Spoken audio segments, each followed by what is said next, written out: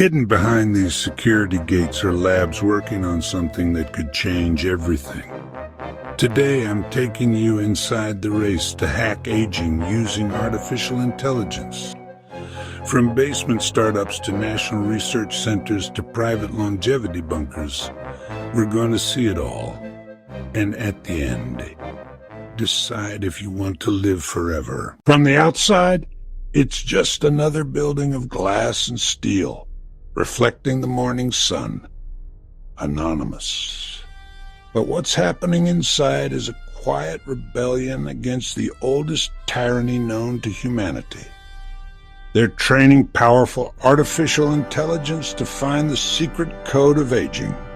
For millennia, we've accepted aging as an unstoppable force of nature, a law of biology as certain as gravity. But the scientists here are asking a profoundly different question. What if aging isn't a law, but a program? What if the slow decline of our bodies isn't inevitable, but is instead a complex, ancient code written into our very cells? A code that, with the right key, can be debugged and rewritten. That code is written in the language of epigenetics, subtle chemical marks that attach to our DNA, acting like switches that tell our genes when to turn on and off. Over time, this epigenetic software gets corrupted. The instructions become noisy, leading to the cellular chaos we recognize. To crack this code, you need a new kind of mind. Imagine an algorithm that can read the biological data from millions of cells, from millions of patients. It sifts through petabytes of information, a digital ocean of data so vast it would take a human thousands of years to analyze. It looks at our genomes, our proteomes, the universe of proteins in our cells, and decodes our epigenomes, the marks that orchestrate the entire symphony. In this deluge of data, the AI is searching for the hidden patterns. But this digital revolution is built on a foundation of painstaking human effort. The AI, for all its power, is a student, and its classroom is here, in the wet lab. Every data point it learns from begins as a biological sample, carefully prepared by human hands. Here, scientists are culturing cells, sequencing entire genomes, and cataloging every protein with a precision that borders on artistry. Decades of biological discovery are distilled into each vial, providing the raw, tangible material that feeds the machine. It's a perfect symbiosis, the intuition and tireless precision of human scientists, amplified beyond imagination by the immense analytical power of AI. And this is the digital crucible where that raw data is forged into knowledge. In these server racks, the physical world of the lab is translated into a virtual universe. These machines run 24/7, simulating biological processes at a speed and scale impossible for the human mind. They can model how a potential drug molecule might interact with a specific protein, running millions of variations in an afternoon. Each blinking light represents another calculation, another hypothesis tested, another step towards untangling the impossibly complex web of interactions we call aging. They are searching for the precise levers that can alter our biological destiny. Our first stop is a machine learning lab tackling the most fundamental question: how old are you? They claim they can predict your biological age to within months. This is crucial because the number of candles on your birthday cake is a surprisingly poor measure of your health. Your chronological age is fixed, but your biological age is dynamic. It's a reflection of damage accumulating in your cells, the fraying of your telomeres. They claim they can predict your biological age to within months. This is crucial because the number of candles on your birthday cake is a surprisingly poor measure of your health. Your chronological age is fixed, but your biological age is dynamic. It's a reflection of damage accumulating in your cells, the fraying of your telomeres, the dysfunction in your mitochondria, the buildup of senescent zombie cells. We all know 50-year-olds who run marathons and 50-year-olds burdened with chronic illness. The calendar says they're the same age. Biology and the AI that can read it tells us they are worlds apart. So how do they do it? They don't guess, they read. They take a blood sample and analyze thousands of biomarkers at once. The landscape of your proteins, the chemical fingerprints of your metabolism, and most importantly, the patterns of chemical tags on your DNA. This is your epigenome, a snapshot of your body's internal state, and distills it into a single powerful number, your biologically 45 condition. Every potential intervention, from a new diet to a novel drug, can be tested not over decades but in months, measured against this objective biomarker. We can finally get real answers. The goal is no longer just adding years to life. It's about adding healthy, vibrant life to our years, extending our health span. It's about a world where a 90-year-old can have the vitality. We feed the model thousands of multi-omics datasets, genomes, proteomes, epigenetics, and it learns the signatures of youthful biology. So this AI writes personalized, anti-aging plans? Exactly, it's like giving a doctor a superhuman assistant. But this is where things get wild.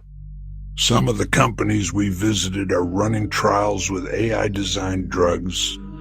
The algorithms don't just recommend existing meds, they design entirely new. The claim? Slow or reverse key aging processes, senescence, telomere shortening, mitochondrial decay. My dad had a heart attack at 58. It wasn't just the event, it was the slow decline that followed, the years of him not being himself. I saw my own future in his, the same genetic cards stacked against me. So when I heard about this trial, I can walk farther, sure, but it's more than that. I went hiking with my son last weekend, and for the first time in a decade, I was the one setting the pace. My energy's up. I'm sleeping through the night. I feel younger. It's a feeling I thought I'd lost forever, a clarity I didn't even realize was gone until it came back. But I'm nervous. At night I lie awake and my mind races. The consent form was 100 pages long, a novel of side effects and disclaimers. I feel like a pioneer and a guinea pig at the same time. They're changing things inside me I can't... And that's the fundamental question that echoes in every lab and boardroom in this field: safety. The promise we don't fully comprehend.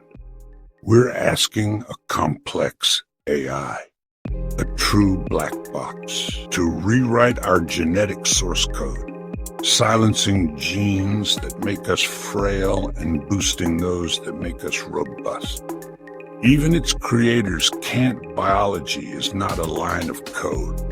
It's a dynamic, interconnected system of unimaginable complexity, honed by billions of years of evolution.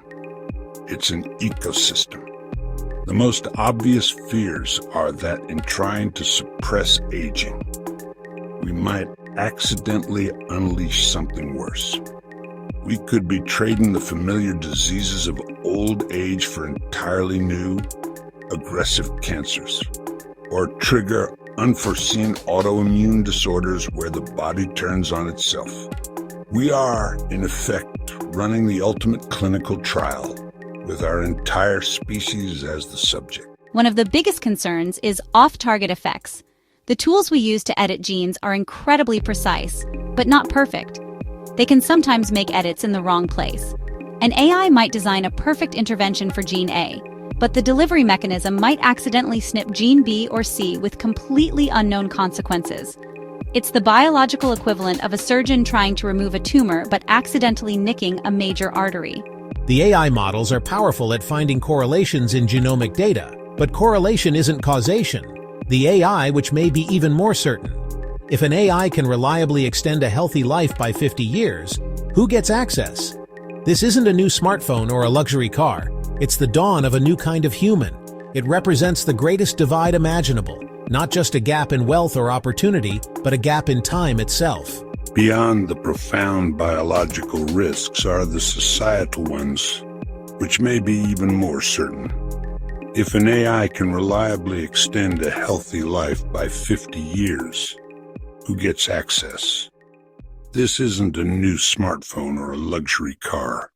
It's the dawn of a new kind of human. It represents the greatest divide imaginable, not just a gap in wealth or opportunity, but a gap in time itself. Will it be a gift to all, or the ultimate luxury good, creating a biological aristocracy? Imagine a world divided not by wealth, but by lifespan. A world where the elite, the Methuselahs in their longevity suites, plan their 150th birthdays while the rest of the population lives and dies by the old rules. This wouldn't just be inequality. It would be the forging of a new biologically distinct upper class, creating the greatest and most permanent schism in history. And even in the utopian scenario where we could distribute it fairly, what would that world actually look like? Our entire social contract, built around a finite lifespan, would be broken. Retirement systems, designed for 15-20 years of post-work life, would become instantly insolvent. Inheritance and the transfer of wealth between generations could slow to a trickle, creating societal gridlock. Would you work for a century? What is the psychological toll of outliving your children, your grandchildren, your grandchildren? Does society stagnate when the same generations hold on to power and influence for 100 years, resistant to new ideas? What happens to planetary resources with billions of healthy consuming centenarians?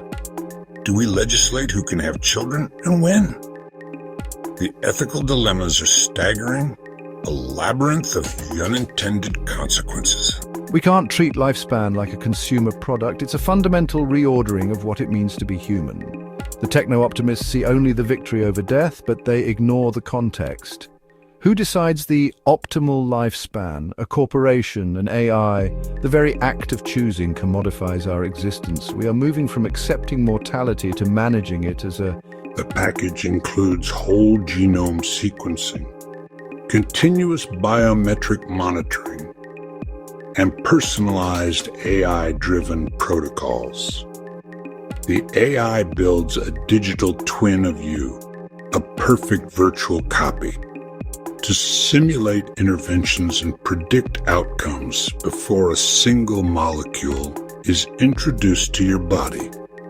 It's a bespoke service for a bespoke lifespan. The entry-level package starts at a 7-figure investment. This isn't healthcare as we know it. It's a subscription to a longer, better life, and the price of admission ensures that for now, the fountain of youth flows only for a select few. But beyond the biological frontier, where scientists manipulate the fabric of life, the bleeding edge of this digital frontier lies whole brain emulation, or mind uploading.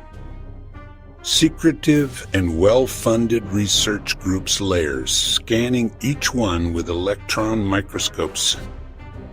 A destructive process with no return ticket. The goal is to capture every one of the 86 billion neurons and their 100 trillion synaptic connections. Then perfectly replicate that intricate web in a digital substrate. The result would be a simulation so flawless, it would possess your memories, your personality, your every thought. It would believe in you. But this raises a profound philosophical question, the problem of continuity. If your consciousness is copied to a machine, is that copy truly? Or is it just an echo, a perfect digital ghost born into a prison of servers, while the original you is either destroyed or left behind to live out its natural life? Who is the real person? The one of flesh and blood, or the one of silicon and light? It's the ultimate identity crisis, a technological schism of the self. You. But this raises a profound philosophical question, the problem of continuity. If your consciousness is copied to a machine, is that copy truly? Or is it just an echo, a perfect digital ghost born into a prison of servers, while the original you is either destroyed or left behind to live out its natural life? Who is the real person? The one of flesh and blood, or the one of silicon and light? It's the ultimate identity crisis, a technological schism of the self, but a permanent internal vigilance system. Imagine an army of biointegrated machines, billions of them, flowing through your veins.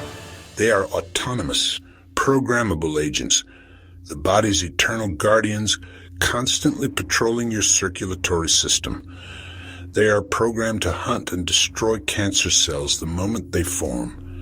They can perform microsurgery scrubbing plaque from artery walls. They can identify and neutralize viruses with perfect precision. Most importantly, they could theoretically repair the fundamental damage of aging itself, the tiny cumulative tears in your DNA, effectively halting the aging process at a cellular level. Your body would become a self-repairing, perpetually maintained biological machine. But who commands this microscopic army? The intelligence coordinating this internal defense force isn't a doctor. It's a decentralized swarm of artificial intelligence models running in the cloud. This isn't one monolithic AI, but a legion of hyper-specialists. One model is that they don't just react, they predict. Your AI cardiologist simulates thousands of future scenarios per second to preempt a heart attack weeks away. These AIs form a collective intelligence, sharing insights and constantly learning, not just from your body, but from the data of millions. You would be permanently tethered to a digital life support loop, your biology outsourced to the cloud. It sounds like a medical utopia, but what happens when we place our existence in the hands of a system we can't fully comprehend? The dangers run deeper than a simple connection failure. What if the system poisoned? They could simply write a few lines of code, turning your own internal repair system into a weapon, triggering a fatal stroke from a keyboard thousands of miles away. Or consider corporate control. What if your health becomes a subscription service, miss a payment, and your longevity features are throttled? Then there's the problem of error. What about a simple software bug? A blue screen of death is no longer an analogy. It's a literal biological event. A misplaced decimal in a drug delivery algorithm could trigger a catastrophic system-wide failure inside your own body. We would be living inside a perpetual beta test, where every software update carries a risk of mortality. This brings us to the ultimate vulnerability. Your health, your longevity, your very existence, all dependent on a server rack in a data center thousands of miles away. So, what happens if that server goes offline? Not just from a power outage, but from a solar flare, an EMP, or a geopolitical conflict that severs global networks. It's not a question of aging faster overnight. It's a question of existence itself. If the AI that manages your biology suddenly goes silent, does your body, now a dumb terminal utterly dependent on constant digital intervention, simply stop? Does the heart forget how to beat without its digital pacemaker? Does the immune system fail without its AI commander? In our quest for eternal life, we might be creating the most fragile existence imaginable. We would be trading our messy, resilient, autonomous biology for a perfect, yet brittle, digital dependency. A civilization of immortals standing on a foundation of glass. Any system connected to the net is vulnerable. If a bad actor manipulates those models, they could accelerate aging biomarkers or deny treatment. We're opening new attack surfaces on what it means to be alive. It's not all doom. Some teams are building open-source AI tools that low-income clinics can use. Community-driven longevity, where the tech is transparent and affordable, could democratize access. Is a tool, not a miracle. It speeds research, finds patterns humans miss, but biology? But the road is riddled with ethical, technical, and social traps. The future isn't just longer lives, it's who gets to live longer, under what conditions, and who pays the price. Curing Alzheimer's, that's the promise. Imagine grandparents who can run with their grandkids again. Imagine curing Alzheimer's. That's the promise. But imagine a world where only the wealthy escape decline. That's the nightmare. So, would you take the pill? Join an AI trial? Let a machine manage your biology? One last thought. The most secure bunker in the world might not be underground. It might be the community we build. Policies, safety nets, universal access. If AI can rewrite our aging, it should rewrite fairness too. Drop a comment, smash like if you want part 2, we visit an AI longevity clinic next, and subscribe. Because if AI does extend life, you'll want a front row seat. Row seat. Row seat.